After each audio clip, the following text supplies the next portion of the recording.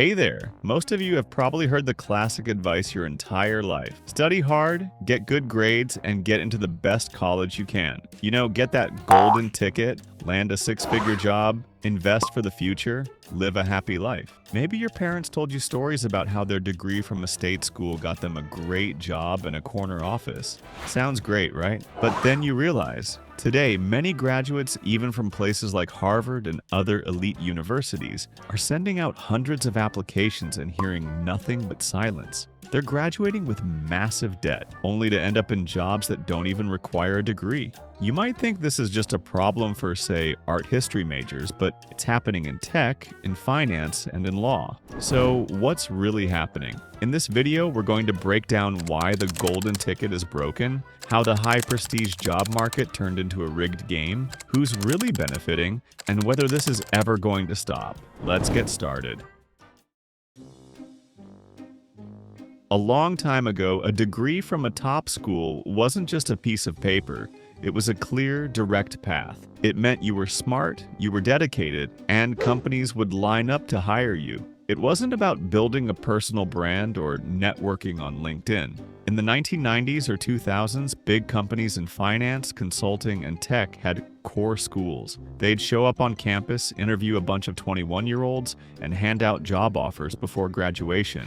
A Harvard degree meant you had a job, full stop. But it has changed now. That degree isn't the end of the race, it's just the entry fee for the next race. And that next race is way, way harder. Today, a degree is seen as an investment. But while the price of that investment, tuition, has skyrocketed, the return, a good job, has become a total gamble. People started seeing college as a product to buy, not a place to learn. And when that mindset took over, everything started to shift. So what caused this shift? Why did the guarantee just evaporate? The first biggest reason is something economists call credential creep, or degree inflation. Think about it this way. Back in 1970, only about 11% of American adults had a bachelor's degree. If you had one, you were rare. You stood out. Companies saw that degree and knew you were, at least on paper, more qualified than 90% of the competition. Fast forward to today. Now, over 37% of adults have a bachelor's degree. That's great for society, right? A more educated population. But for the individual job hunter, it's a disaster. When everyone has a BA, that BA becomes the new high school diploma. This creates a paper chase arms race. If a BA is the new high school diploma, then a master's degree becomes the new BA. And an elite BA, like one from Harvard, it's no longer enough to guarantee you anything. It just guarantees you'll be in the maybe pile instead of the instant reject pile.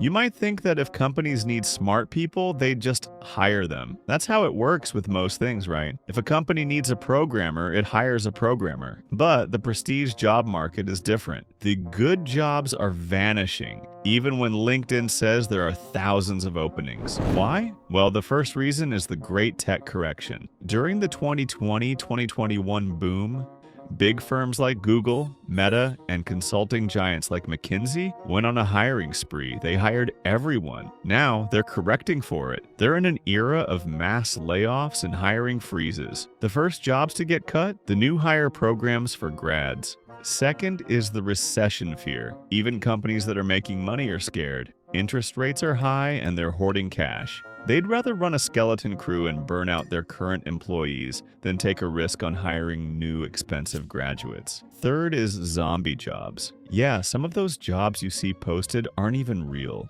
Companies post these ghost jobs to make it look like they're growing, to keep their current employees from asking for raises or to just collect resumes. They have no intention of hiring anyone. This makes the shortage of real jobs even worse. But there's a fourth, more fundamental reason, and it's this. The career is dead. What I mean is, the old idea of a career is dead. That idea was a pyramid.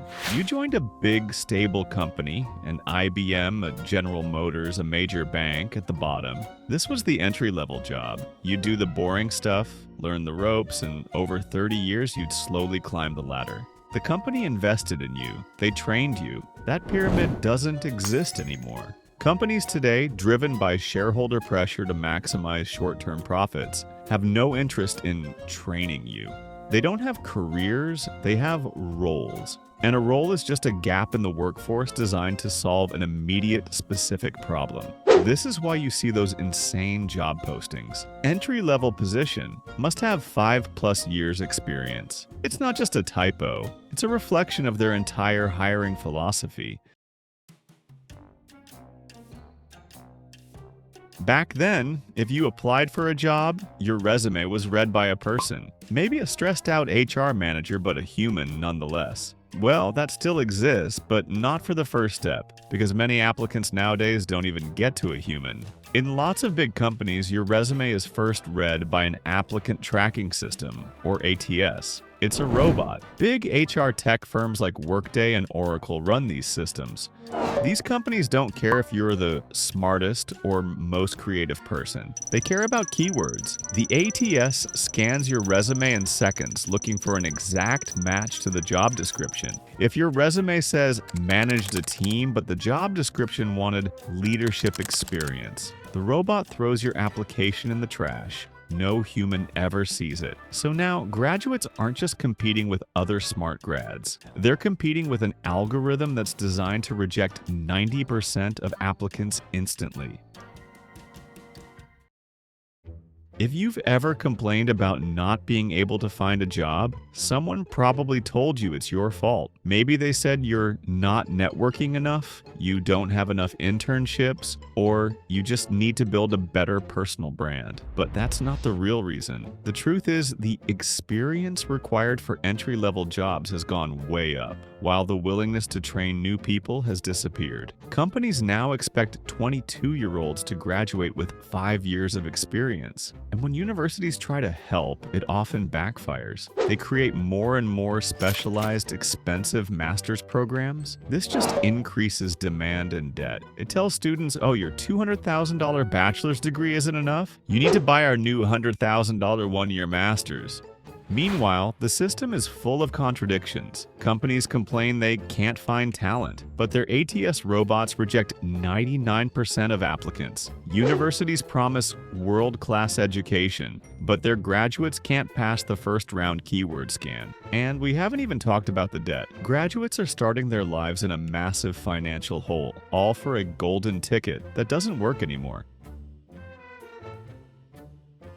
People often ask, can we fix this? Well, the answer is yes, but it won't be easy. There are a few ideas experts suggest. The first idea is skills-based hiring. Some companies, like Google and IBM, have started to say they'll hire people without degrees if they can pass a skills test. This bypasses the broken university system entirely. The second idea is banning ghost jobs and forcing companies to be transparent about salary and if a job is real. And finally, university reform. We need to stop rewarding schools for having the highest tuition and the most prestige, and start rewarding them for actually getting their students good outcomes without crippling debt. So why aren't we doing all this already? One of the reasons is because most people in power, the CEOs, the managers, the politicians, are the ones who did get a job from their prestige degree. The system worked for them. No one wants to admit the game they won is now rigged, and a sudden change could be dangerous. If a Harvard degree suddenly isn't worth anything, the entire multi-trillion-dollar higher education industry could collapse. So, unless the rules change, the traditional career path might just become the default for an entire generation. Getting that prestige degree is supposed to be part of the dream, but we've made sure most dreamers can't even get an interview. Help us keep making videos like this by becoming a member. And if you want me to make other videos explaining these topics, please like and subscribe. Thanks for watching.